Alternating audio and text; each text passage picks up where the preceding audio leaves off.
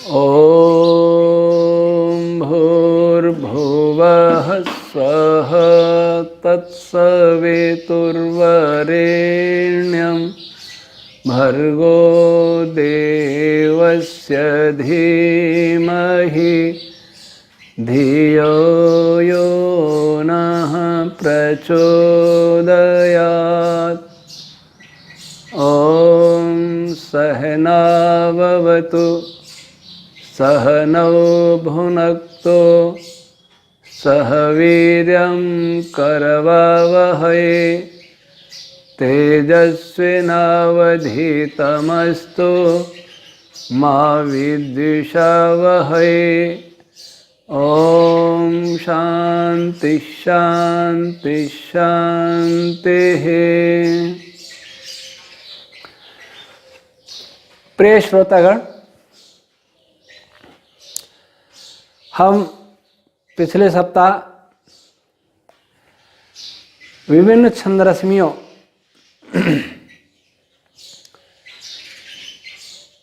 का एक विभाग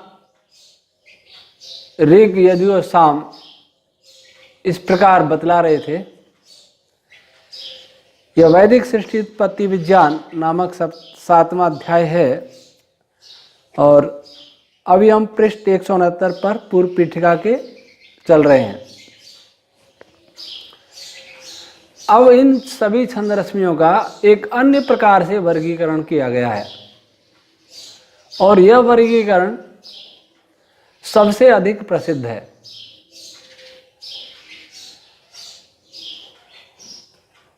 इसके विषय में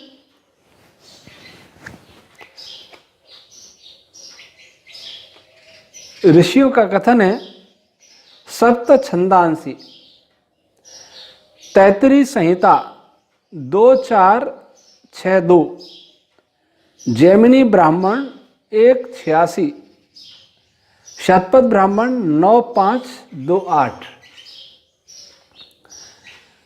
उधर अन्य ऋषियों ने भी लिखा सप्तवै छंदांसी, मैत्राणी संहिता 111-8, काटक संहिता 14-8, कपिठ संहिता 35-7, कौशितकी ब्राह्मण 14-5, शांखायन आरण्यक 2-6। वस्तुतः इस संपूर्ण ब्रह्मांड में अनंत रश्मियां विद्यमान हैं और वे अनंत रश्मियां मुख्य रूप से 3 श्रेणियों में विभाजित हैं। छंद रश्मियां ऋग यजु साम, और दूसरा विभाजन है वो 7 प्रकार से है। तो ये ऋषि कहते हैं कि 7 छंद रश्मियां 7 प्रकार की होती हैं। कौन कौन सी 7 हैं? गायत्री, उष्णिक, अनुष्टुप, बृहति, पंक्ति, त्रिष्टुप और जगति। इन 7 छंदों के भी अलग अलग और विभाजन हैं जिनकी चर्चा बाद में करेंगे, परंतु यह बता दें कि हर गायत्री या हर उष्णिक, हर अनुष्टुप, ये सभी प्रकार की जो छंद रश्मियां हैं वो पुनः 8 प्रकार से विभाजित हो सकती हैं। दैवी, आसुरी, प्राजापत्या, याजुषी, सामनी, आर्ची, आर्षी और ब्राह्मी। तो सबसे पहले हम गायत्री छंद रश्मि के विषय में चर्चा करते हैं। गायत्री के विषय में सबसे अधिक चर्चा लोक में होती है क्योंकि प्रसिद्ध गायत्री मंत्र जो है उसका प्रचार बहुत अधिक हुआ है और उसी मंत्र के कारण गायत्री शब्द भी बहुत लोग जानते हैं। ओम भूर्भुवः स्वः ये व्याहृति है, तत्सवितुर्वरेण्यं भर्गो देवस्य धीमहि धियो यो नः प्रचोदयात्, ये गायत्री छंद है।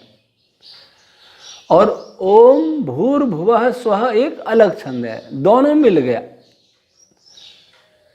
इन दोनों को मिलाकर के एक अलग छंद बन जाता है।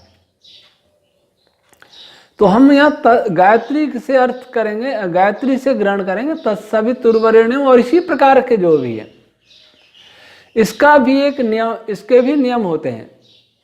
कैसे पहचान हो कि कौन सा छंद गायत्री है, कौन सा औष्णिक है, कौन सा अनुष्टुप है, कौन सा त्रिष्टुप है, अक्षरों की संख्या से पहचाना जाता है।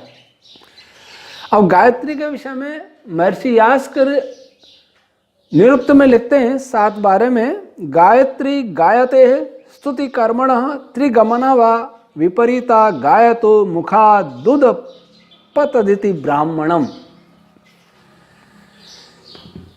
निरुक्त में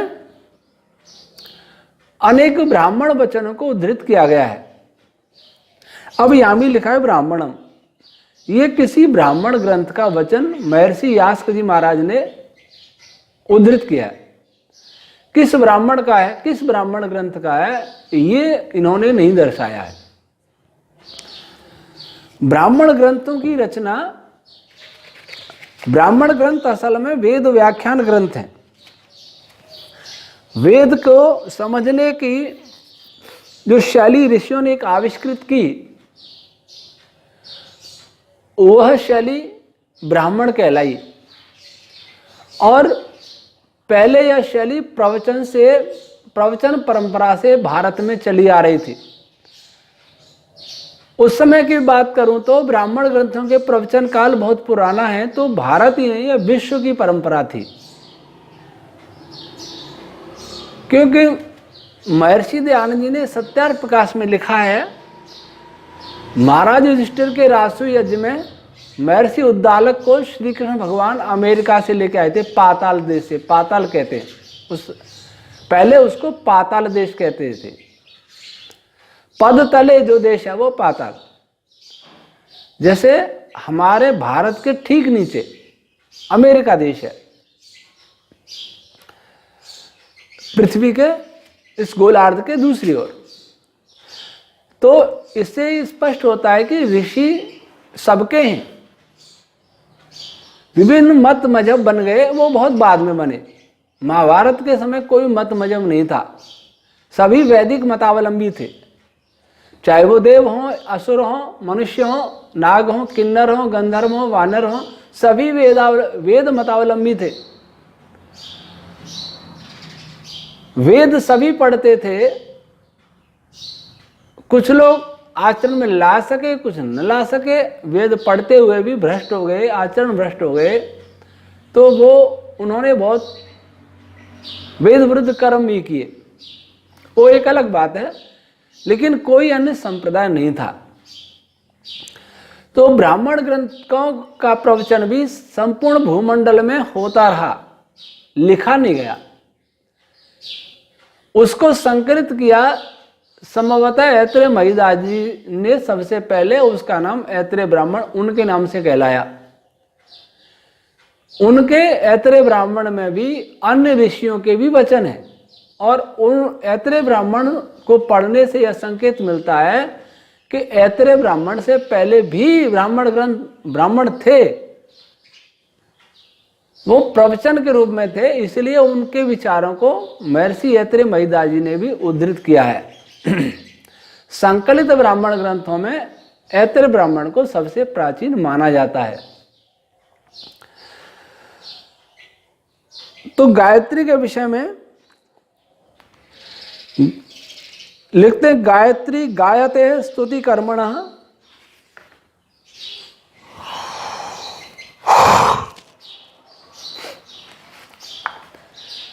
जो लोक भाषा में जिसको हम गाना कहते हैं, उसका ही आदि दैविक अर्थों में गाने का अर्थ है चमकना, प्रकाशित होना। स्तुति कर्मणा का एक और अर्थ अगर हम ले लें आध्यात्मिक, वैसे आध्यात्मिक हम ले नहीं रहे कहीं भी, लेकिन ये इतना बता रहा है कि इस संसार में सबसे अधिक जप का विधान कहीं हुआ है किसी मंत्र का, तो गायत्री मंत्र का ही हुआ है। गायत्री मंत्र तो बहुत है, विश्वान देव सवितर दूरिताने पर, यह भी गायत्री मंत्र है। समेधाग्निम दोवस्य तक घृतैवोर्धय, यह भी गायत्री है। लेकिन तत्सवितुर्वरेण्यम जो गायत्री है, इसका ही संसार में सबसे अधिक प्रचार रहा, इसी के जप की सबसे अधिक परंपरा रही। भगवान मनु जी ने मनुस्मृति में, जो सृष्टि का आदिकाल का ग्रंथ है, उसमें व्याहृति पूर्वक गायत्री के जप का विधान किया है। तो वो यह मंत्र है। तो स्तुति, ईश्वर की स्तुति करने में यह प्रधान मंत्र है, मुख्य मंत्र है। लेकिन हम आदिदेवी करेंगे तो इससे दूसरा, एतद्धि गायत्री छंद आशिष्ठम शतपथ ब्राह्मण 8-2-3-9। गायत्री में प्रातः सवनम संपद्यते जैमिनीय ब्राह्मण 2-101। ज्योतिर्वई गायत्री तांडी महाब्राह्मण 13-7-2। तस्य प्राणस्य त्वग गायत्री ऐतरेय आरण्यक 2-1-6। मुखम गायत्री छंदसाम मुखम गायत्री तांडी महाब्राह्मण 7-3-7। वीर्यम गायत्री शतपथ 1-3-5-4। सा गायत्री समिंधान्यानि छंदांसी समिंधे शतपथ 1-3-4-6। वाग वही गायत्री काठक संहिता 23-5 और कपिष्ठ संहिता 36-2। पहले नृत्य को लेते हैं, गायते श्रुति कर्मण त्रिगमना। तो इससे संकेत मिलता है कि जब मनस तत्व में सूक्ष्म प्रकाश उत्पन्न होने वाला ही होता है, अर्थात ओम रश्मियां जब मनस तत्व को प्रेरित करना ही प्रारंभ करती ही हैं, तब जो सर्वप्रथम स्पंदन इस मनस तत्व में होते हैं उन्हें गायत्री छंद कहा जाता है। अर्थात इस सृष्टि में जो सबसे पहला कोई छंद उत्पन्न हुआ है, सबसे पहला कंपन वाइब्रेशन हुआ प्रकृति में, सबसे पहला जो हुआ है वो ओम जो हुआ है वह भी गायत्री ही है। गायत्री का एक प्रकार है, वो आगे आएगा, दैवी गायत्री। अभी हम केवल गायत्री की बात करेंगे। तो सबसे पहला कोई वाइब्रेशन होता है, सृष्टि बनना प्रारंभ भी होता है, अथवा ये कहेंगे सृष्टि बनाता ही गायत्री है। सृष्टि रचना ही गायत्री मंत्र कर, गायत्री ये तत्सवितुर्वरेण्यम नहीं, बस गायत्री छंद करता है, वो कोई भी गायत्री हो, वो गायत्री है ओम। तो गायत्री छंद से ही सृष्टि प्रक्रिया प्रारंभ होती है, और वह गायत्री परा ओम रूप गायत्री ही मनस तत्व को आगे अन्य स्पंदनों को उत्पन्न करने के लिए प्रेरित करती है। और मनस तत्व में भी जो पश्चंती ओम रश्मि स्पंदन करती है, वह भी सबसे पहले गायत्री छंद रश्मियों को ही उत्पन्न करती है, गायत्री रूपी स्पंदनों को उत्पन्न करती है। ये रश्मियां 3 प्रकार की गतियों से युक्त होती हैं। हम पूर्व में बता चुके हैं, गति अनेक प्रकार की होती हैं। महाभारत में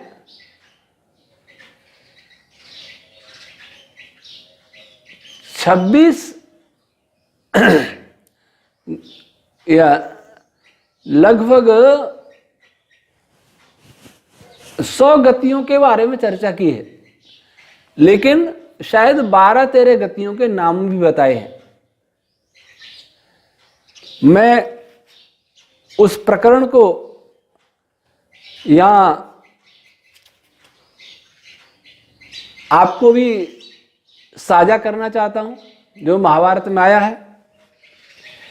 रश्मियां सुन सुन के आप भी बहुत थक जाते हैं, तो महाभारत का प्रकरण के माध्यम से बताता हूं कि गति कैसे कई प्रकार की होती हैं। हालांकि उसे बहुत सहायता नहीं मिलेगी, लेकिन आपका भी एक थोड़ा मन हल्का भी हो जाएगा। आपने पढ़ा होगा महाभारत में या धारावाहिक में देखा होगा, जब कर्ण के सारथी शल्य बने थे उससे पहले क्या हुआ कि दुर्योधन ने छल पूर्वक शल्य को अपने पक्ष में कर लिया। जब ईरान के महाराज शल्य अपनी 1,00,000 सेना लेकर के आए थे तो दुर्योधन ने मार्ग में जगह जगह स्वागत द्वार, स्वागत शिविर बना दिए। तो महाराज शल्य नकुल और सहदेव के मामा लगते थे।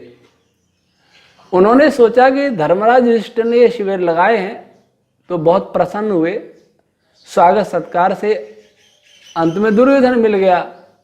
उन्होंने कहा मामा श्री आइए स्वागत है। वो आश्चर्य में पड़ गए कि ये तो दुर्योधन के शिविर हैं और मैं युधिष्ठिर के साथ, युधिष्ठिर के समर्थन में युद्ध करने के लिए आया हूं और मेरा स्वागत इसने किया है जो अधर्म का पक्ष है। और उसने पैर पकड़ के आशीर्वाद मांगा, उनसे प्रार्थना की तो वे वचन दे गए और दुर्योधन के साथ सम्मिलित हो गए। फिर वो अपने भानजे नकुल सहदेव से मिलने गए, युधिष्ठिर भीम अर्जुन इनसे मिलने गए उनके शिविर में और उनसे कहा कि मेरे साथ विश्वासघात हो गया। तो धर्मराज युधिष्ठिर ने एक बात कही, इन्होंने कहा कि मैं तुम्हारी ओर से लड़ तो नहीं सकता परंतु और क्या उपाय करूं जिससे तुम्हारी विजय हो सके, क्योंकि तुम्हारा पक्ष धर्म का है।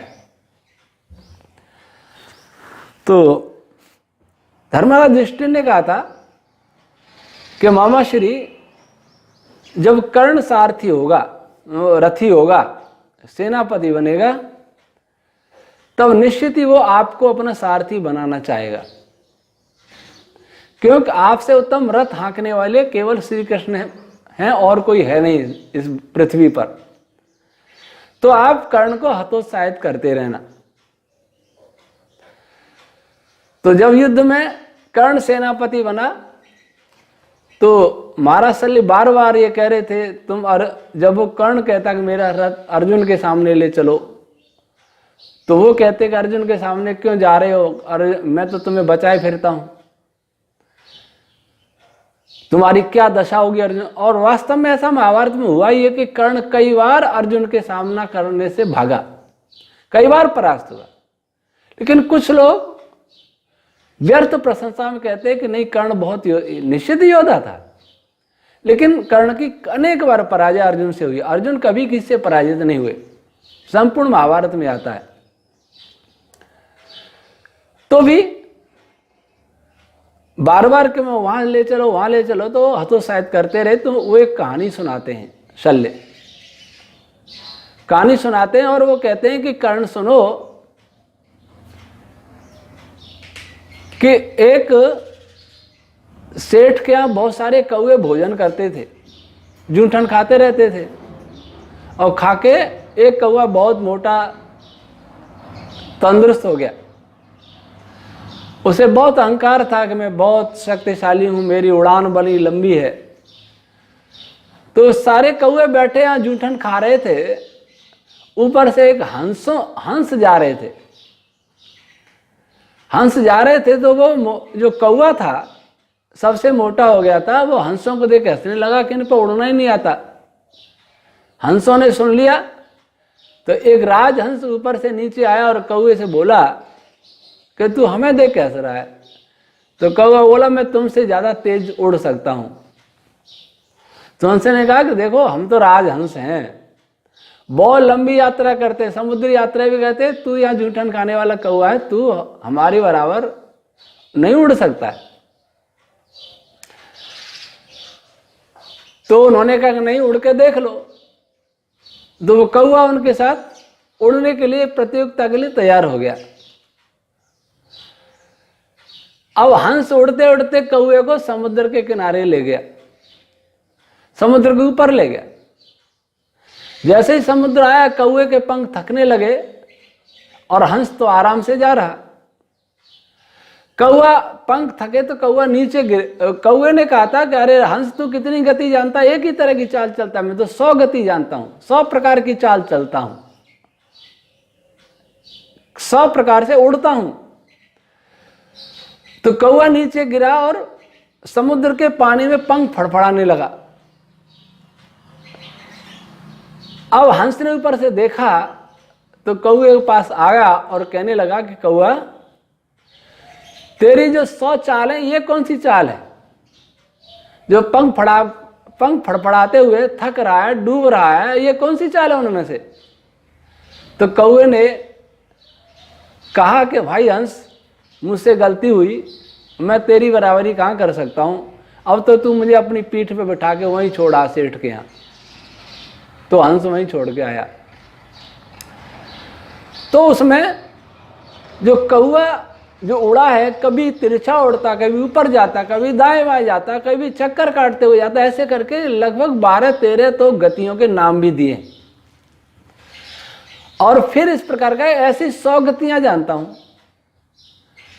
प्रकरण वो अलग है, वो इतिहास का प्रकरण है, लेकिन हमें यह देखना है कि 10-12 प्रकार की गतियां कौए ने कैसे उड़ी। और बाकी कहा कि 100, बस 100 के नाम नहीं दिए। तो गायत्री 3 प्रकार की गतियों से युक्त होती है, अर्थात ये स्पंदन 3 प्रकार की गति से युक्त होता है। ये विचार की बात है कि वो 3 प्रकार की गति कौन सी होती है, पर निरुक्तकार कहते हैं इसकी गति 3 प्रकार की होती है। और दूसरा, यह एतद्धि गायत्री छंद आशिष्ठम, यह छंद रश्मि अन्य छंद रश्मियों की अपेक्षा सूक्ष्मतम परंतु सर्वाधिक तेजस्विनी होती है, और इसकी गति भी अन्य छंदों से अधिक होती है। धनंजय की बात करते हैं, धनंजय एक अलग विषय है, वो प्राण रश्मियों के बारे में आ रहा है। लेकिन यहां इन 7 छंदों में गायत्री की गति सबसे अधिक होती है। धनंजय इसका अपवाद है, और धनंजय के बारे में कहीं आता भी नहीं है कि वह किस प्रकार के छंद है।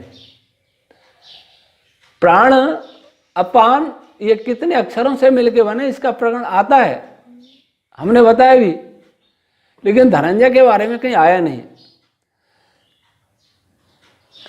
अब गायत्री व प्रातः सवनम संपद्यते, यह छंद रश्मियां प्रातः सवन को संपादित करती हैं। प्रातः सवन याजी के लोग अपने ढंग से अर्थ करेंगे, प्रातः होने वाला सवन यज्ञ, लेकिन आदिदैविक अर्थ में सृष्टि में सर्वप्रथम जो रश्मियां उत्पन्न होती हैं, सर्वप्रथम जो यज्ञ संयोग वियोग प्रारंभ होता है वो इन्हीं में होता है। इन्हीं की उत्पत्ति सबसे पहले होती है, इन्हीं में संयोग आदि क्रिया भी सबसे पहले होती है, और प्रकृष्टता से बहुत तेजी से अकस्मात होती है। ये छंद रश्मियां ऐसे धीरे धीरे नहीं बनती, समझे एक साथ संपूर्ण मनस्तत्व में अकस्मात इस प्रकार का वाइब्रेशन उत्पन्न होता है। और सृष्टि के प्रथम चरण में, सृष्टि प्रक्रिया के पहले चरण में ये छंद रश्मियां ही अधिक होती हैं, प्रधान होती हैं, अर्थात इनकी संख्या दूसरी छंद रश्मियों की अपेक्षा अधिक होती है। ज्योतिर्वय गायत्री, इन प्रकाश की उत्पत्ति जहां भी है उसमें इन 7 छंदों में सबसे अधिक प्रधानता गायत्री की ही होती है। जहां भी प्रकाश है, चाहे वो मंद प्रकाश है, चाहे वो तीव्र प्रकाश है, प्रकाश में सबसे अधिक मात्रा गायत्री की ही होती है। और प्रकाश उत्पन्न करने में भूमिका भी सबसे पहली गायत्री की ही होती है। आचार्य पिंगल ने, जिन्होंने छंद शास्त्र लिखा है, उसमें विभिन्न छंद रश्मियों के प्रकाश के रंग भी बतलाए हैं। जो लोग इनको केवल छंद ऐसा मानते हैं कि बस इतने अक्षर हैं, अमुक प्रकार से गाया जाता है, अमुक स्वर में गाया जाता है, यही छंद है। लोग व्यंग करते थे, अब तो नहीं करते हैं, और पीछे करते होंगे तो पता भी नहीं कि गायत्री का भी रंग होता है, उसका भी रंग होता है, छंदों का रंग होता है, क्या छंद पदार्थ होते हैं। जैसे कोई हिंदी में कह दे कि दोहे का अलग रंग है, सोरठे का अलग है, और किसी का अलग है। उनको छंद शास्त्र पढ़ना चाहिए। बिना पढ़े कोलाहल करना विद्वानों का काम नहीं। पिंगल छंद शास्त्र 365 में लिखा, सित सारंग पिशंग कृष्ण नील लोहित गौरा वर्णा, ये सातों छंदों के क्रम से रंग है। तो गायत्री का छंद, गायत्री छंद पहला है, तो उसका रंग सित, श्वेत रंग है। और श्वेत वर्ण कैसा? चंद्रमा जैसा। ऐसा रंग गायत्री छंद से उत्पन्न होता है, गायत्री छंद का ही है। वर्तमान विज्ञान जो छंदों के विषय में कहता है, वो रंगों के विषय में इस प्रकार से व्याख्या करता है कि सूर्य के प्रकाश में 7 रंग हैं। जब सूर्य का प्रकाश किसी ऐसे पदार्थ पर पड़ता है जो लाल रंग को अवशोषित नहीं करता, बाकी सबको अवशोषित कर लेता है, तो लाल रंग परावर्तित होकर के हमारी आंखों में आता है, तो वस्तु लाल दिखाई देती है। जब कोई वस्तु नीले वर्ण को, नीले रंग को अवशोषित नहीं कर पाती, बाकी को कर लेती है, तो वस्तु नीली दिखाई देती है। जब कोई वस्तु हरे रंग को अवशोषित नहीं कर पाती, बाकी को अवशोषित कर लिए, तो वस्तु हरी दिखाई देती है। ऐसे रंग बनते हैं। और वह वस्तु सभी रंगों को अवशोषित कर लेती है, तो वस्तु काली दिखाई देती है। और वह वस्तु किसी भी रंग को अवशोषित नहीं करती, सबको परावर्तित कर देती है, तो वस्तु श्वेत दिखाई देती है, सफेद दिखाई देती है। तो सूर्य के प्रकाश का रंग भी श्वेत, इसलिए उसमें 7 रंग है, ऐसा वर्तमान विज्ञान मानता है। लेकिन अगर मैं ये पूछूं कि निश्चित फ्रीक्वेंसी की, वैसे लाल रंग में भी असंख्य प्रकार के स्तर हो सकते हैं, कम लाल, उससे कम लाल, उससे कम लाल, उससे अधिक लाल, उससे अधिक लाल, उससे, इसमें कई विभाजन हो सकते हैं। एक रेंज है लाल रंग की इलेक्ट्रोमैग्नेटिक वेव्स की फ्रीक्वेंसी, हरे की, नीले की, पीले की, बैंगनी की, इनकी सबकी अलग अलग है फ्रीक्वेंसी। लेकिन वो फ्रीक्वेंसी एक रेंज है, उस फ्रीक्वेंसी में भी कई अन्य फ्रीक्वेंसी हो सकती हैं।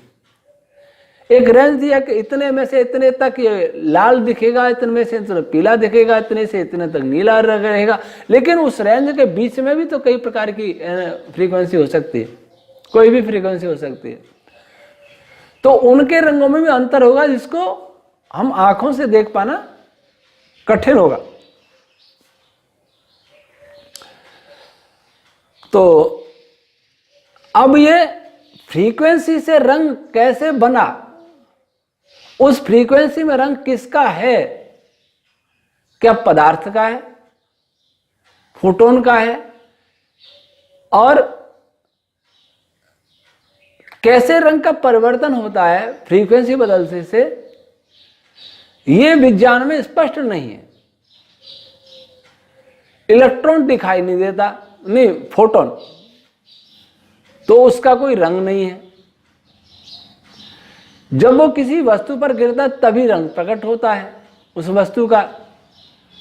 तो उस समय रंग कैसे प्रकट हुआ है, इसमें किसकी भूमिका है, वैदिक विज्ञान इसमें विस्तार से बताता है। तेरे में कहीं आएगा आगे ये कि रंग कैसे बनते हैं, वो रंग दिखाई कैसे देते हैं, निश्चित फ्रीक्वेंसी पर रंग कैसे परिवर्तित, निश्चित कैसे होते हैं। तो ये विषय आगे बतलाया जाएगा। अब समय समाप्त हो रहा है। तो गायत्री छंद रश्मि फिर कल बतलाएंगे। ओम शम।